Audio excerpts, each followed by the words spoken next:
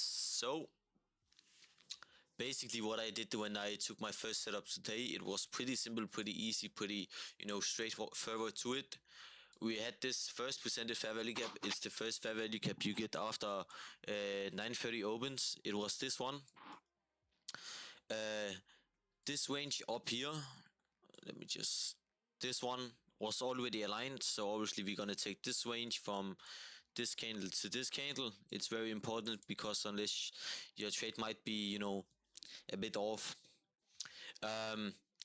So the reason why I took 0.628 here, it was basically just because it was right above the 0.5 where we had our CE of the first presented fair value gap. So pretty simple, pretty simple. And then right when we got rejection on the 30 seconds, you can see here, we created this devil's mark candle. I targeted that as my entry trigger, so I basically targeted this position, like it was like this, and then I had my stop right above the candle over here, because if we go above 50% of this candle, we are most likely to go higher up.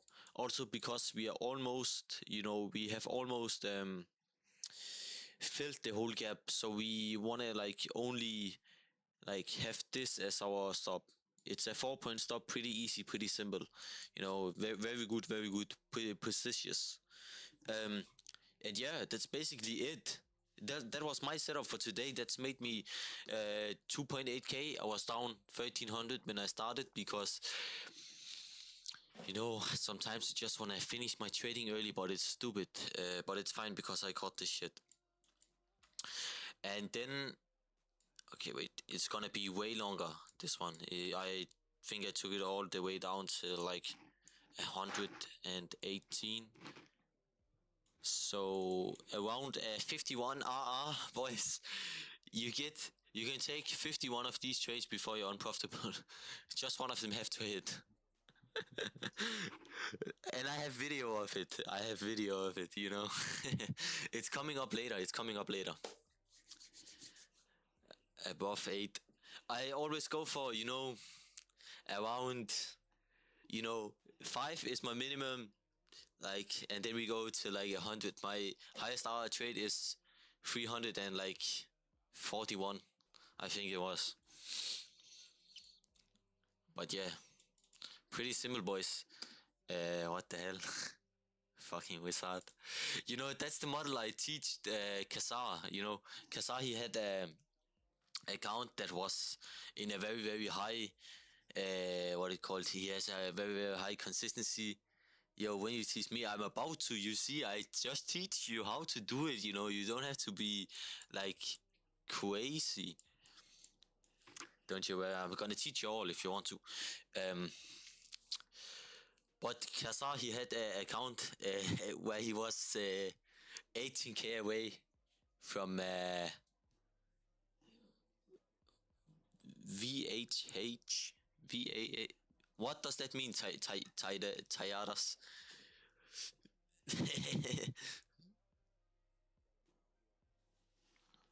Value area high. But I don't know what that is. To be honest, I don't know what that is. I'm not in deep with everything. I basically, trade symbol model. I learned much of my models alone. I learned a lot of my models alone, example of it, entry trigger, Paul used entry triggers, and I didn't know that because I bought his mentorship a week ago, and since that I fucking blown so much money because I tried to implement his shit, and yeah, it works, but when you're already profitable, don't try and extract more things to a model. You just have to be more confident, and then it's gonna, calm banking, It's stupid to, keep putting shit into your stuff. But yeah, entry triggers, right here, I would have probably looked for an entry because it was, I always told Kazar at that time, when we have wait, let me find a better example. When we have these candles are fucking bad. Yeah, let's see. It's a bit shit to show right now. Yeah, here. That's good one. When we have this candle and we close this all the way down here, I always wanted to see us go up and wick like a bit into it. But Powell, he has a concept in his mentorship where he shows what it's named, and I didn't know that at that time, which was pretty cool that I seen that. But yeah, let's go to this setup I took after, or I marked out on a video. Vic Fury. Yeah, I didn't know exactly what that was at that time, but I know now.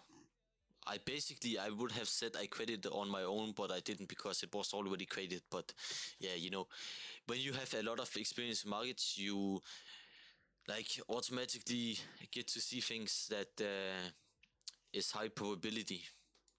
But let's go to this setup. So if you was a bit late on the trigger, we had 10 a.m. open, white here.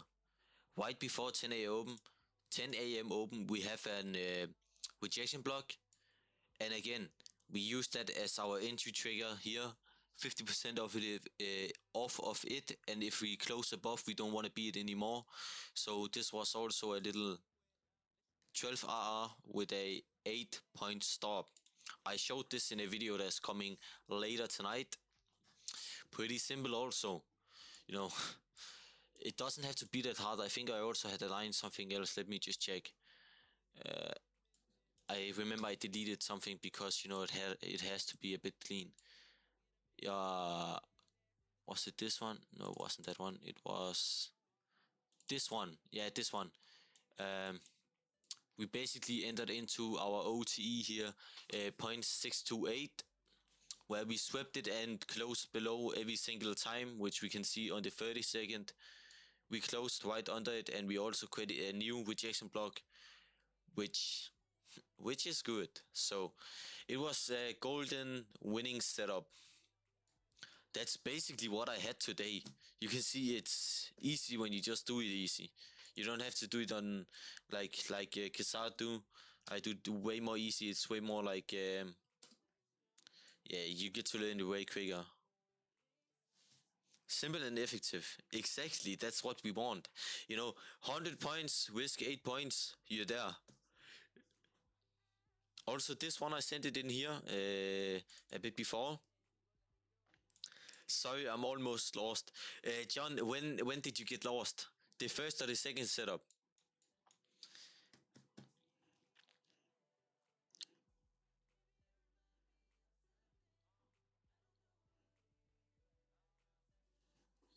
Okay. Okay, yeah, basically, Tiredus, basically. So, John, can you see this wick over here? The wick over here? Let me just delete this. We don't need it anymore. This wick over here. We sweep this swing high before, which make this order block, rejection block available. It's higher probability because we sweep this little wick over here, and then we go down. Okay, order rejection block, exactly. 50% of it. I didn't from Paul video. That's why. Yeah, I know. I struggled with it myself. It was a bit hard to understand when I watched his videos like 4 months ago or something like that. And basically, what we had in that shit, we had the OTE level right here. I'll rewatch after. Yeah, don't you worry. I'm gonna send the live out also, so you can rewatch that. There's coming another video also, so you good. So yeah, that was it. We swept this high over here, tapped into 50% of the rejection block, which is good. We had the OTE here, which basically just give us a triple confirmation that we are gonna go down. On the 30 seconds, which I took the trade on, we can see that. Was it the 30-second? Wait, was it? No, that was that one up there. It's my bad here. So yeah, that was it.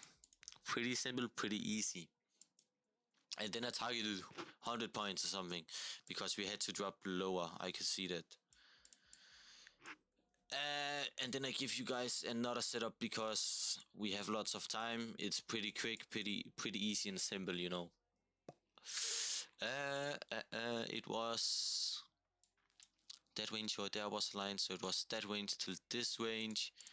Uh, okay, so first of all, you can see we tap into the OTE here, uh, which leaves us with this engineered liquidity. It's basically in liquidity before taking the actually liquidity, which I would have targeted here uh, because we kind of have to take this one out.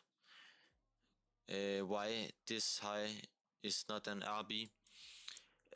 This one this one isn't, because it doesn't tap into another PDOA. You can see this order block here. We had an order block here. We created that shit. That one already got tapped into. So we don't have a proper PDOA that it taps into. That's basically why I wouldn't say this is a higher probability rejection block.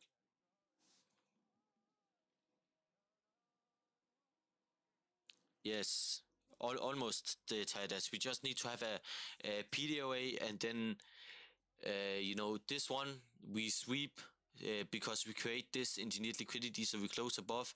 Then after we go down a bit, and then we sweep this high.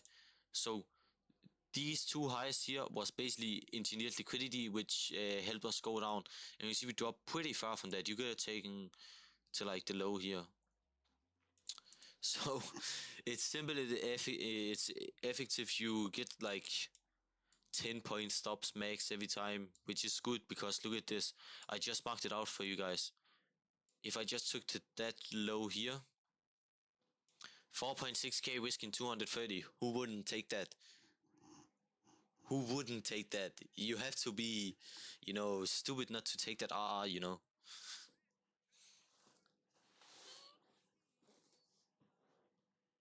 Yeah, exactly. You know, if you took it on one, you risk 115.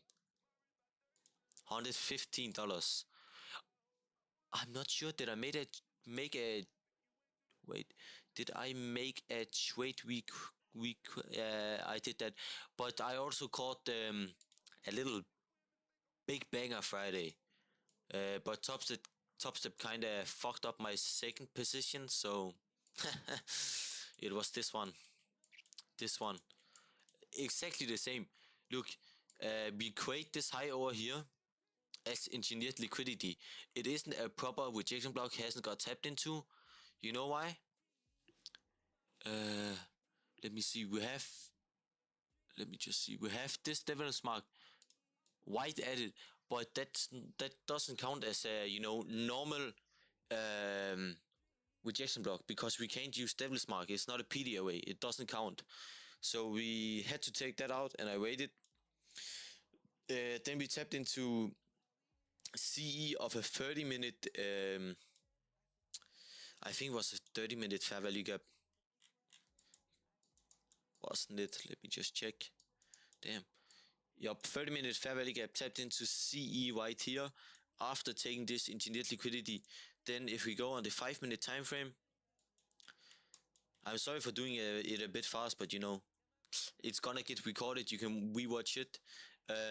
We tap into exactly CE of this 5-minute order block, which we also left before the engineered liquidity got created. We didn't tap into it, so it was free balling, you know. And then I caught 300 points, didn't I? 222. But I remember I took it further down. It was like I caught to like here. Simple, effective, and you know, we just ball with it. But how do you enter at CE? You get the confirmation after the candle went down, but you entered at CE. So let me just find it here. So here you can see CE. The wait, you all nothing. This shit counts, etc. But you enter all this before all this confirmation, huh? No, I don't enter before the confirmation. I enter after. You know, here we get CE of this rejection block, and we have this engineered liquidity right before. No, not engineered liquidity. This high before. So enter CE. You kind of just have to know that it's gonna hit CE and then have stop higher than white over your rejection block. That's the thing we do.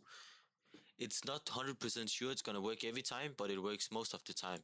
Sometimes we're just gonna get edged, tap into it and then go down. It's not always you're gonna do it, but here we did 2 ticks from. Always put your limit 2 ticks below the CE, because sometimes spread one tap you in. So I do 2 ticks below, 1 tick, 2 tick, and then you have gotten in. That's the thing.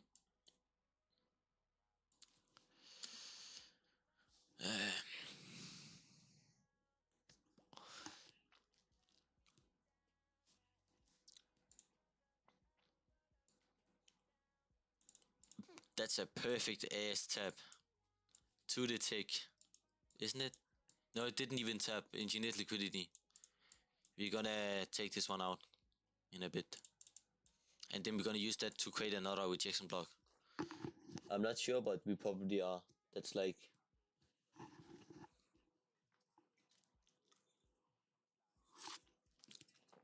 The thing is, we're not gonna close at 226 here or 235. That means we are probably gonna enter like bearish order flow again.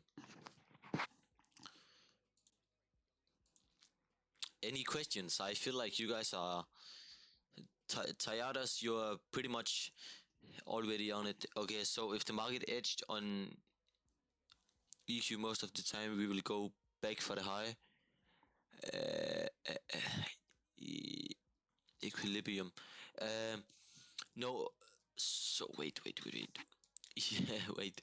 So here you can see we take this high and we create rejection block. Bro, yeah, sorry for all the dumb questions I discovered yesterday what was on RB, and I don't even know what exactly it is, lol. Yeah, we can make a video explaining it very simple, exactly like trades, haha. Yeah, it's very, very simple, you can take pretty decent setups. Okay, so John, when we have a rejection block, let me show you. Can I draw some shit? Let me. So this is our candle. We have...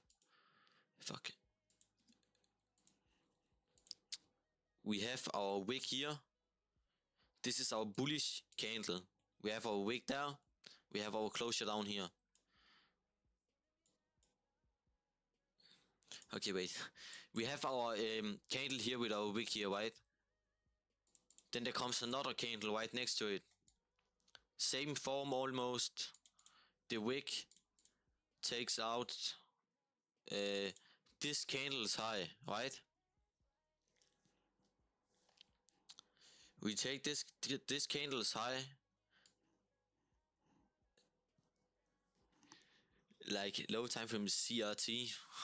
Oh no, not more ICT. I don't know ICT, boys. I don't know ICT probably. I haven't watched it. you know, sorry, that's the only thing that I know. For real, I'm fucking for real. I haven't watched the ICT. I was like, when I watched it, I was like, damn, this boy is so fucking boring. I didn't want to watch him. So, yeah. Okay, wait. I'm gonna find a very easy example for you. Let me see here. Maybe 1 hour is better.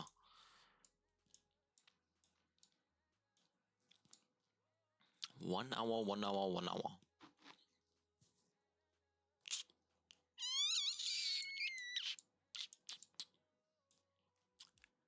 Okay, so we have this candle here. Candle 1, candle 2, sweep, candle 1, candle 3, reject, we enter here. Candle 3 is basically... Okay, wait, we don't enter on candle 3, but we wait for us to re-tap the zone. But if candle 3 taps in CE of it, we can enter at the same time. That's basically just an entry trigger to know that we're gonna go down. But to create an valid rejection block, we don't want the candle after to go in. Yeah, CE of candle 2. But if candle 3 sweeps candle 2 right after, then it's an entry trigger, not a rejection block, because we leave a wick into it. It has to be untapped. See, okay, wait. So if we get a candle here, closing up, if we get a candle here, you know, our candle here, very beautiful candle, sweeping this one,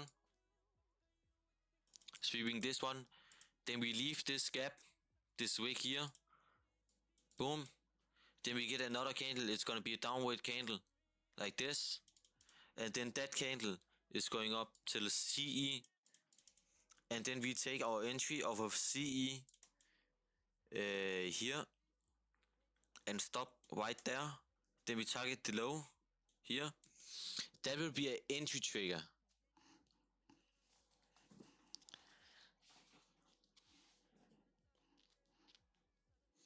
Okay, candle 3 wicks.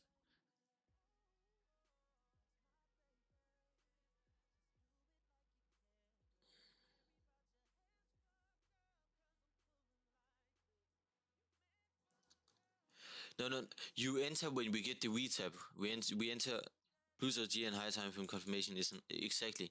But like this one, look at this one. Where was it? It was here. Candle 1, candle 2, sweep candle 1. We create rejection block. Yeah, it can close above, but if it closes above, then the setup wasn't valid. That's why we only have to stop right above. So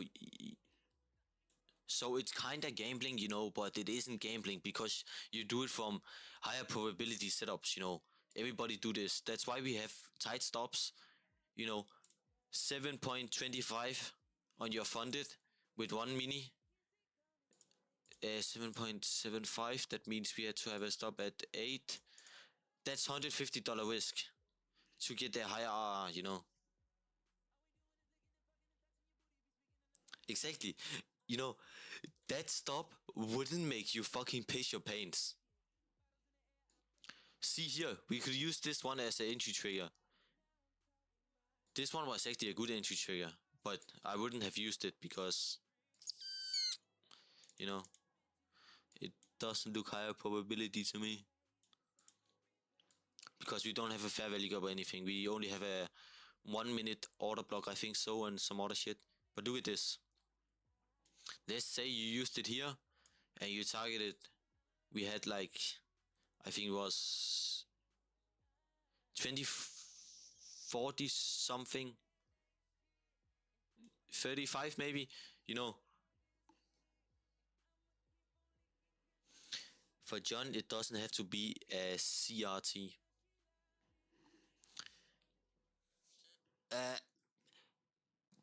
It depends. You need to have like 2 to 3 conferences as minimum, and then you have to kinda. Here, I would say I was bullish on the day, so I didn't expect this drop, because we had. Wait, didn't I just? Yeah, I called this setup out in the fucking chat. Now I'm so stupid, but you know, I didn't expect this drop up here because we had at 10 a.m. the other day, Friday, that we didn't tap into, and we are most likely to go back into 10 a.m. if there isn't manipulation over or under it. As you see here, we went back to 10 a.m. very quick, which means I'm probably gonna be bearish, maybe bullish today. It depends.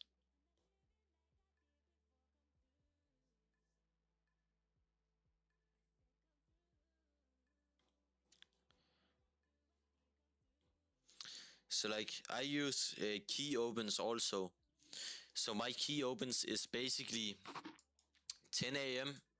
and then I wait. Some people might call this stupid, but look at this. There was, I can't remember, I think it was Wef, he sent me a setup at, like, where was that? It was Friday. Where was this? It was today. Then we had Friday, right over here. Yeah, he sent me a setup over here, right? And he was like, I took this short, and I was very proud of him because he watched one video I sent it him. He took this short of the 0.62 because we was lower volatility, as I told in the video. And then he just said he used this. and then he told me that he used this as engineered liquidity, and it was like not the best engineered liquidity, but it would work. And he targeted something around here, which was obviously fine. 50, 100 points maybe. 50, 100 points, around there. But I have this theory at around... what's that? That's... let me just check the time zones. So... is this 18 and 18 for me? So around... Huh? Yeah, at around this time where the market starts to get slower and we make consolidation like this, where we get a lot of swing highs and swing lows like this. I wait for the breakout, and then I wait for a retap like this, and then I always target the first PDAway, which would be this one, so basically this one, and then I'd stop at, I think was there, and then I target the high. We always do this when we drop a bit. That's one of my other theories, but I don't know if it's true or if it's just me that's lucky.